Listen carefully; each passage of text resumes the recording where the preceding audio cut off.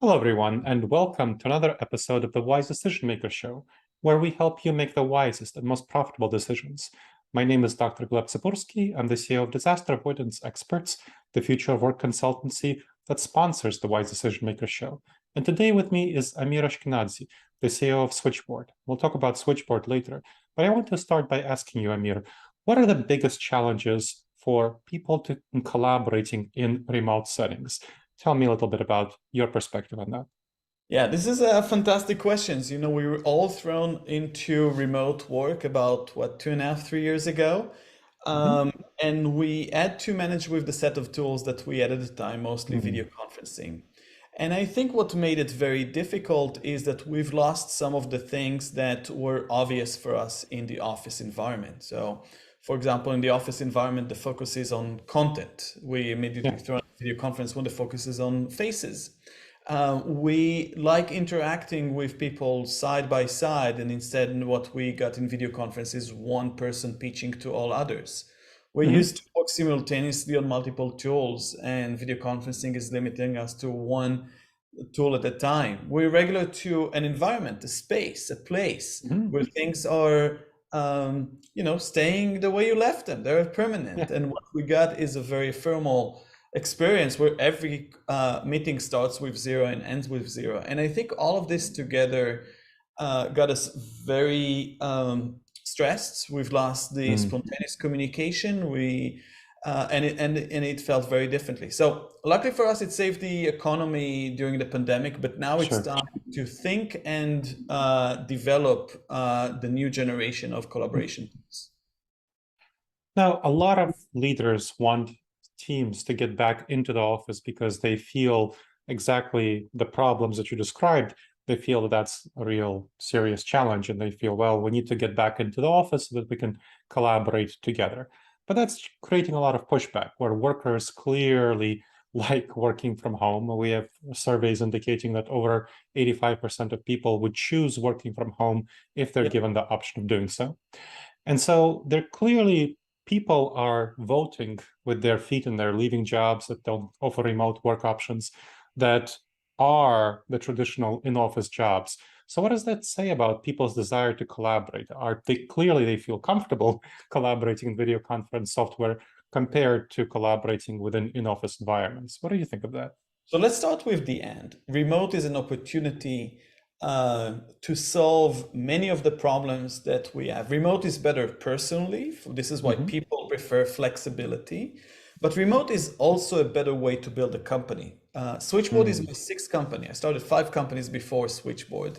None of them was fully remote. This is the first fully remote. And I can, there's all the discussion about productivity and so on. People Mhm. completely ignore the most important aspect of remote is that you as a startup or have the ability to hire people from anywhere. So Mhm. the geographical filter of people that live 30 minutes around the office is gone. And Mhm. the result is that you end up with ability to hire the best people for any job faster.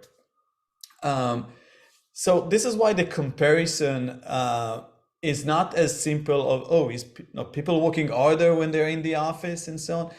People need to remember that the ability, especially with startups, it's all about the people. Mhm.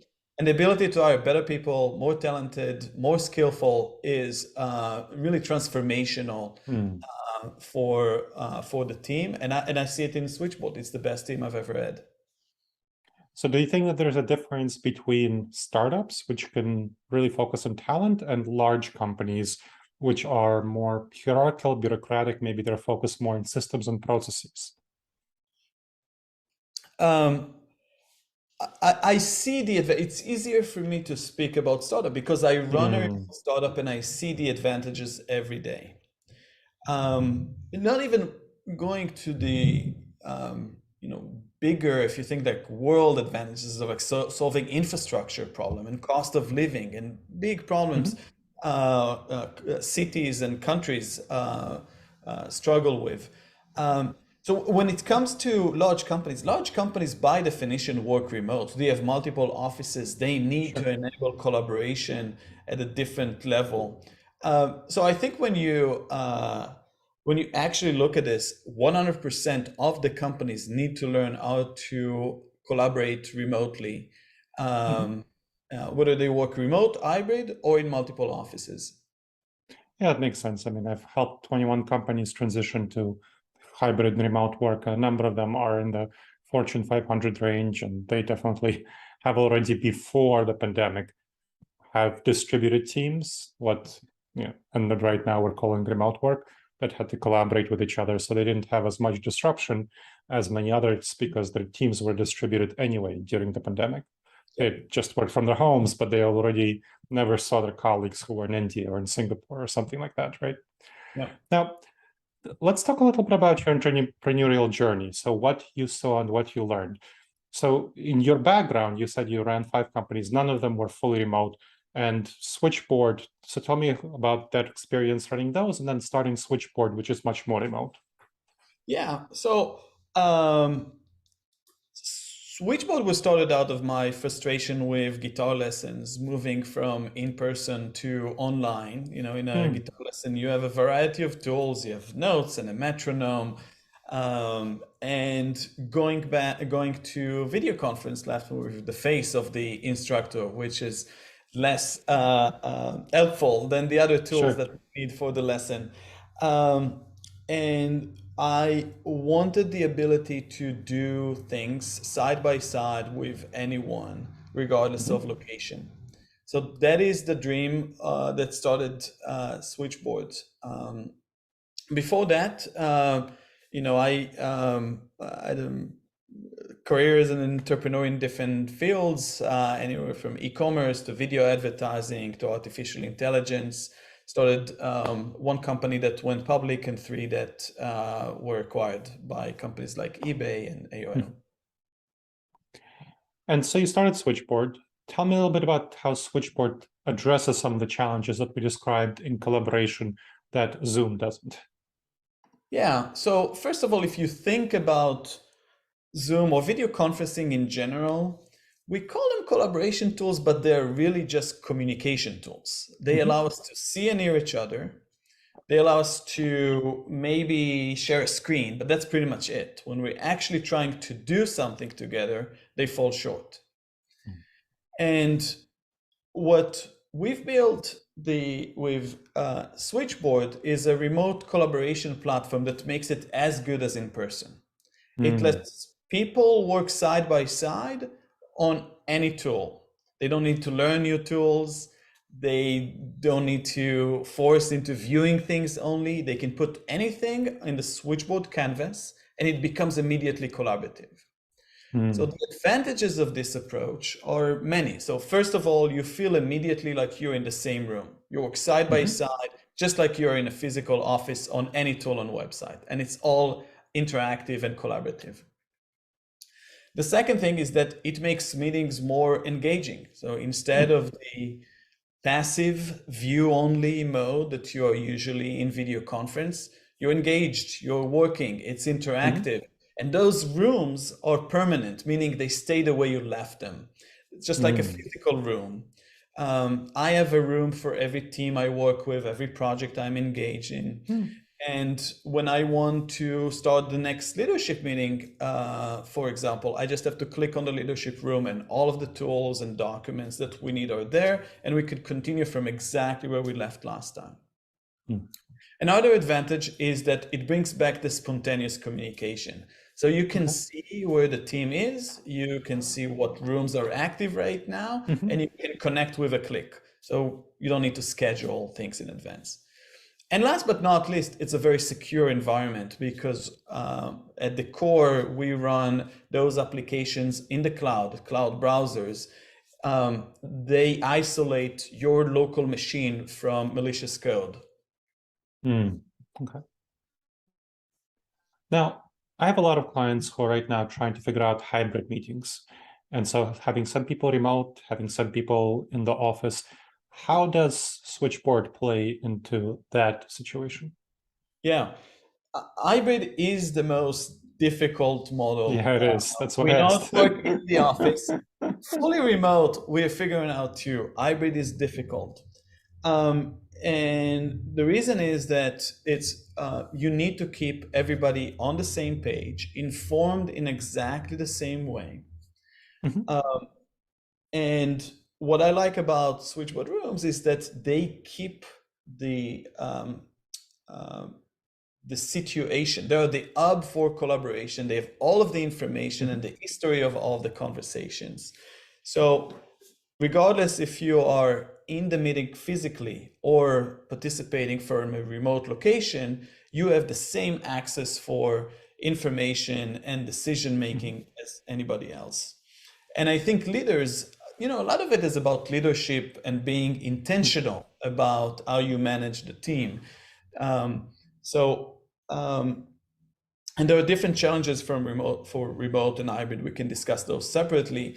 In hybrid specifically, you need to make sure that they're all at the same distance, regardless of physical distance, that they all have complete access to the materials, that the voice is heard, that there is no proximity bias, meaning there is no preference for people that are actually with you in the same room. Yeah. Yeah, that's like what I find difficult, kind of the proximity bias. When I'm facilitating meetings for clients, the proximity bias is a definite issue, and we have to work hard to create norms and etiquette which address the proximity bias, but it would be great if there were ways that we didn't have to push so hard to address this problem, right? Kind of from a behavioral science perspective, that's kind of my background. I know you have to push against the natural intuition for proximity bias, but that's definitely challenging to keep having to do so.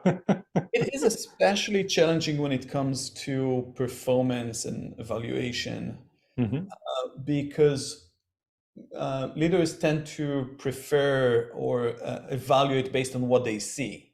And in the remote environment or hybrid, it is more challenging, but I think it is challenging in actually a very good way, because you don't want to evaluate based on FaceTime hours. You actually want to evaluate the impact. And remote is giving you the opportunity really to be blind of hours on the keyboard or just FaceTime and think about the impact of every single team member. Talking about blindness, one of the things about remote work that is really interesting and impactful is that it decreases for people who come from underrepresented backgrounds. It decreases microaggressions, it decreases discrimination. Tell me a little bit more about how Switchboard represents different people in their Switchboard environment and how it intersects with diversity, equity, inclusion concerns. Yeah. The geographical filter that you have to apply when you hire locally is the worst problem with diversity and inclusion. You basically excluded 99% of the population because they don't live in a commute distance from the office. This is why remote has the potential of really helping to solve those problems. We hire all over the US, and without we are getting a diverse set of candidates because we are open to all location. If I was just opening an office in Mountain View, you look 30 minutes from Mountain View and you get pretty much the same socioeconomic background for all candidates. By opening it to the entire country, my pipeline is more diverse. It's easier for me to build a diverse group because I've not limited it with some arbitrary filters that really discriminate against many groups by definition. Yeah, definitely. My clients who have decided to hire fully remotely all across the country are finding that they're getting a lot more people from underrepresented groups applying for those positions. So Black people, Hispanic people, people with disabilities, of course, not quite right, much easier for them to work remotely. So we're clearly seeing that with my clients. And I'm wondering if that's something that you're seeing too. The pipeline is naturally more remote naturally more diverse for remote positions because people who come from underrepresented backgrounds prefer, according to research, remote positions more. Of course. Mhm. Yep, makes a lot of sense. Yeah. Now, talking about thinking about the future and collaboration, I'm seeing a lot of leaders, kind of older style leaders, people like Elon Musk, maybe people like Jamie Dimon, who are very prominent figures, but they are very traditionalist in how they want to collaborate. They want everyone to be back in the office. And obviously, they don't know how to collaborate very well in remote settings. They think that, well, I need everyone back in the office to collaborate effectively. What do you think is the future for companies that choose not to have remote options as part of their toolkit? So first of all, we need to be honest. Not all companies can work remote. If you need to build a car, you need to build a car. You need to put all the parts together. Um, Among the companies that can work remote, those that adopt this style will win the war for talent. It is um, um, very one, it is more appealing to the workforce, and you mentioned it yourself, 85% actually prefer the flexibility that comes with remote. You add this to the fact that you basically open your pool to a much larger set of candidates, and you will see that the remote companies have a substantial advantage when it comes to talent. And I think that what you will see is that in just a few years, the leading startups are going to be fully remote. We were forced into it, but we had to learn how to adapt our processes and how to work remote. And you have to be very intentional in everything that you do. Everything is different. The weekly meeting, the one-on-ones, the performance review, all need to be adapted to remote work. But if you're intentional about this, I personally believe that it's far superior, and you're going to see, the next Google or the next unicorn coming more often than not from fully remote startups. Makes sense to me. And it sounds like Zoom and other video conference platforms, they allow a range of collaboration in remote settings. Switchboard allows more collaboration, facilitates more collaboration. I'm curious, from your perspectives, what doesn't Switchboard do that in person still does better than something like Switchboard does? Yeah, it's a great question. And I think we need to be clear that working remote does not mean that you never see other people in your team. Right. So we're on a cadence of meeting twice a year. And we then spend about a week together. Yeah, that's nice space. Yeah, and it's important. I don't feel that I miss anything in terms of creativity or productivity. I do think that in-person meeting create a connection, create an opportunity to know the other person. It creates a level of commitment between team members that is difficult to create on any digital only platform. So this is why we chose to meet twice a year. That makes sense. Now, as we're wrapping up, is there anything about hybrid and remote work that you still wish to share that I haven't asked? Anything else about Switchboard you wish to share? Yeah, the amazing thing is that we find more use cases almost on a daily basis. So currently people use Switchboard rooms for team rooms, for those recurring meetings like stand-ups and sprint planning and so on. And they do it because it saves all the preparation time. The rooms are permanent, as I mentioned, and so on. Then we see different groups using it for project rooms.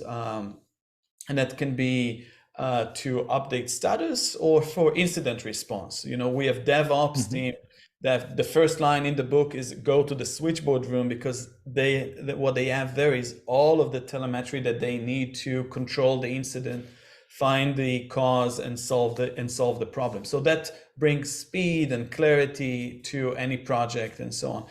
And the last group of rooms that we see and that we're very excited about is all of those that are related to the relationship between companies and their customers. If you think about it, we became very transactional, like interfaces between companies became web interface. We prefer not to talk. There's product-led growth, and we're product-led growth. I love the trend, but it's a very efficient, but we've lost something in the connection between companies by doing so. So we have many customers that choose to open customers room for sales demo and onboarding and training and customer support. And at the end of the day, if you have a problem or a question, there's nothing like sitting side by side with a representative on the other side that can show you how to solve the problem. So that really we've seen proven to reduce customer churn and bring back the deeper connection between a company and their customers. Sounds like a useful use case. Great. Where can people find Switchboard? What website would you direct them to? That's easy. Switchboard.app, app. And you can sign up and start using it immediately. There is nothing to download, nothing to install. Every SaaS application and website works out of the gate. There's no integration required, and there is a free trial. Excellent. Well, thank you very much. This was very helpful. Thank you so much for the conversation. All right, everyone. This has been another episode of the Wise Decision Maker Show. Again, my name is Dr. Gleb Tsipursky. I'm the CEO of Disaster Avoidance Experts, the future work consultancy that sponsors the Wise Decision Maker Show. Please make sure to leave a review for this podcast, wherever you checked it out, and subscribe to it as well. I look forward to seeing you in the next episode of the Wise Decision Maker Show. In the meantime, the wisest, most profitable decisions to you, my friends.